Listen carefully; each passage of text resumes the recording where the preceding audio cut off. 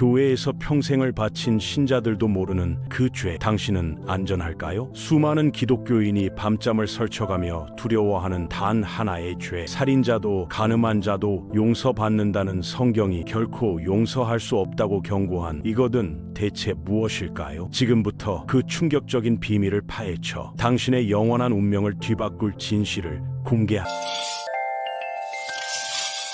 사역 중 일어난 한 사건에서 시작됩니다. 예수께서 눈멀고 말을 못하는 사람을 고쳐주셨는데 당시 종교 지도자였던 바리새인들이 이 기적을 보고 뭐라고 했을까요? 그들은 예수가 악마의 왕자 베엘제붑의 힘을 빌려 귀신을 쫓아낸 거라고 비난했습니다. 베엘제붑이라는 이름은 사실 구약 성경에 나오는 신의 이름이요, 파리들의 제왕이라는 뜻을 가진 이 신은 블레셋 사람들이 섬기던 우상이었죠. 선지자 엘리야가 직접 정죄했던 악한 세력이기도 했고요. 그러니까 바리새인들은 예수를 이교도의 신과 결탁한 마술사 정도로 몰아가려 했던 겁니다. 예수님은 이 주장에 논리적 모순을 지적하셨어요. 왕국이 스스로 분열되면 망하게 되어 있다고요. 만약 그가 악마의 힘으로 악마를 쫓아낸다면 사탄의 왕국은 결코 유지될 수 없는 거죠. 대신 그는 하나님의 영으로 귀신을 쫓아낸다고 설명하셨습니다. 그리고 바로 그 순간 예수님은 가슴 아픈 경고를 하십니다. 모든 죄와 모독은 용서받을 수 있지만 성령을 모독하는 것만은 절대 용서받지 못할 거라고요. 누구든 인자를 거스른 말을 하면 용서받을 수 있지만 성령을 거스르는 말을 하는 자, 이 세상에서도 오는 세상에서도 용서받지 못한다는 겁니다. 여기서 첫 번째 의문이 생깁니다. 예수님과 성령은 둘 다 하나님이잖아요. 그런데 왜 예수를 모독하는 건 용서받을 수 있고 성령을 모독하는 건 안 되는 걸까요? 이 구분이 핵심이에요. 성령의 역할을 살펴보면 답이 보입니다. 성경은 성령이 우리를 죄와 사망의 법에서 자유롭게 하신다고 말합니다. 성령은 하나님께서 우리에게 주시는 보증이자 보장이죠. 예수님은 성령이 우리에게 진리를 가르치고 예수님의 가르침을 생각나게 해주신다고 말씀하셨습니다. 무엇보다 중요한 건 예수님이 니고데모에게 하신 말씀이었어요. 거듭나지 않으면 하나님 나라를 볼 수 없다고 하셨죠. 그리고 그 거듭남은 물과 성령으로 이루어진다고요. 즉 성령은 우리 구원에 절대적으로 필수적인 존재인 것. 그렇다면 신성모독이라는 단어는 정확히 무슨 뜻일까요? 우리는 보통 하나님의 이름을 함부로 부르는 것 정도로 생각하는데 실제 의미는 훨씬 더 깊습니다. 신성모독은 하나님을 경멸하고 욕하고 비난하는 거예요.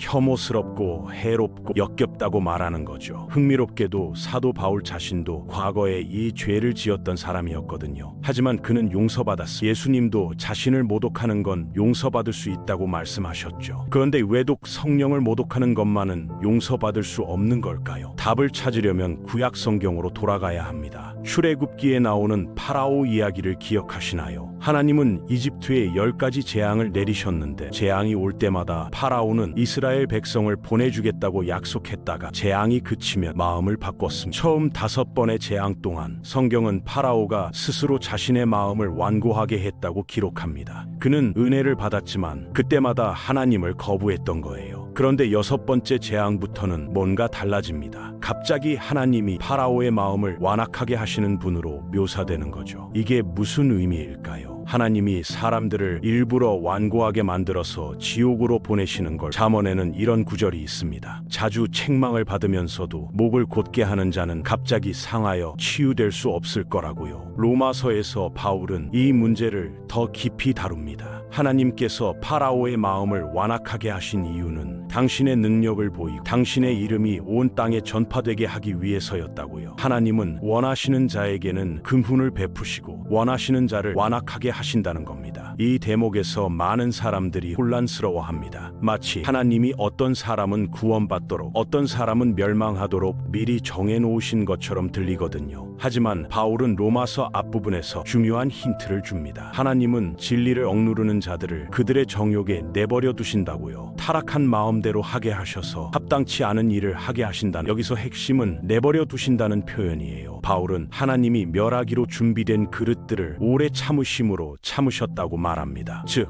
어떤 사람들은 하나님의 진리와 능력을 반복적으로 목격하면서도 계속해서 거부하는 거죠. 그들은 스스로 완고해지기를 선택하고 결국 하나님께서 그 선택을 존중하시는 겁니다. 그렇다면 실수로 이 죄를 지을 수 있을까요? 발가락을 부딪히고 욕을 내뱉었다고 순간적으로 화가 나서 하나님을 저주했다고 영원히 지옥에 떨어지는 걸까요? 10계명 중 세 번째가 하나님의 이름을 망령되이 일컫지 말라는 명령이잖아요. 야고보서는 우리 혀의 파괴적인 힘을 경고합니다. 네 마음을 속이고 네 혀를 재갈 물리지 아니하면 네 믿음이 헛것이라고까지 말하죠. 분명 우리가 하는 말은 중요합니다. 하지만 한 번 한 말이 영원히 우리를 저주할 수 있을까요? 제 대답은 분명합니다. 절대 아니에요. 문제의 핵심은 당신의 마음이거든요. 성경 전체에 걸쳐 나오는 약속들을 생각해 보세요. 예수님은 하나님께 구하는 자에게 성령을 주시겠다고 약속하셨습니다. 야고보는 하나님께 가까이 나아가면 하나님도 당신에게 가까이 오실 거라고 약속하죠. 세례 요한은 하나님께서 성령을 한량 없이 주시며 예수님을 믿는 자는 영생을 얻는다고 전파했습니다. 고린도전서는 하나님의 생각을 아시는 하나님의 영이 우리에게 지혜를 주신다고 말씀하고요. 성경을 살펴보면 용서받을 수 없는 죄를 지은 경우들에는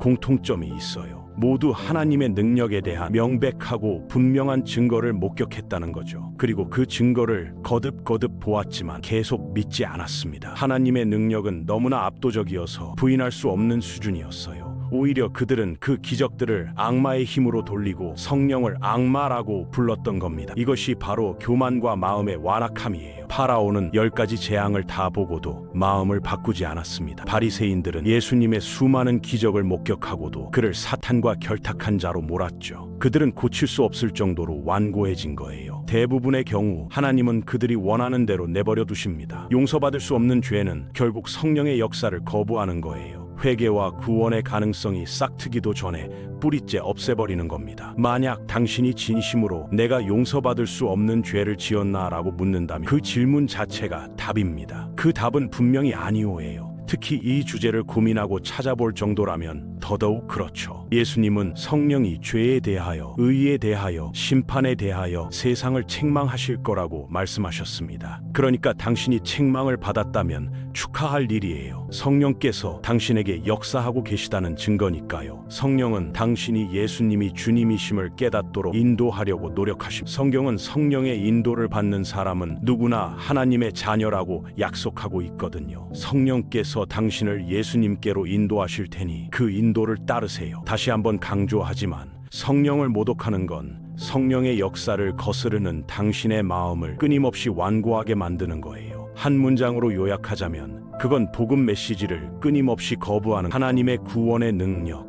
예수님의 신성한 주권, 그리고 당신의 죄를 회개하라는 성령의 부르심을 계속해서 거부하는 거죠. 이 모든 이야기가 나온 바로 그 장면에서 예수님이 뭐라고 하셨는지 기억하세요. 마가복음 3장 28절에서 예수님은 모든 죄가 용서받을 거라고 약속하셨습니다. 간절히 부탁드립니다. 그 용서를 거부하지 마세요. 거부하면 그게 바로 용서받을 수 없는 죄가 되는 거거든요. 개인적으로 이 주제를 연구하면서 느낀 건 하나님의 은혜가 우리 생각보다 훨씬 크다는 거예요. 용서받을 수 없는 죄에 대한 두려움으로 밤잠을 설치는 사람이라면 그 두려움 자체가 당신이 아직 그 죄를 짓지 않았다는 증거죠. 진짜 그 죄를 지은 사람들은 두려워하지 않아요.